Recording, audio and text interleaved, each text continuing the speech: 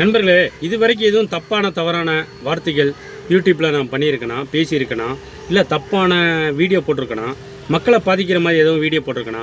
என்னோடய சேனல் மேனிடேஷன் ஆகலை நண்பர்களே, கேன்சல் ஆகிடுச்சு. நான் எனக்கு தெரிஞ்ச ஒன்று சொல்கிறேன்.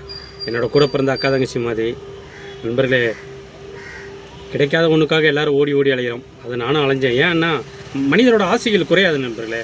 யூடியூப்பில் வீடியோ போடலாம், சம்பாரிச்சிடலாம், ஃப்ரீயாக இருக்க டைம் வீடியோ போடலாம் அப்படின்னு எல்லாத்துக்கும் தோணும். அப்படி நினைக்காதீங்க, கடைசியில் ஏமாற்றம் ஆயிடுவீங்க. யூடியூப்காரங்க உங்களை ஏமாற்றிடுவாங்க. எனக்கு தெரிஞ்சு சொல்கிறேன்.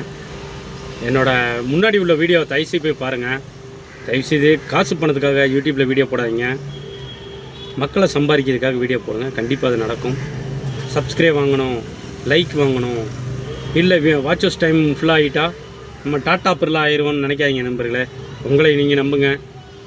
யூடியூப்புங்கிறது, சமூக வலைதளங்கிறது நல்ல விஷயத்தை போய் மக்களுக்கு சேர்க்க மாட்டாங்க, கெட்ட விஷயத்தை போய் சேர்ப்பாங்க. இதுதான் உண்மை. நன்றி.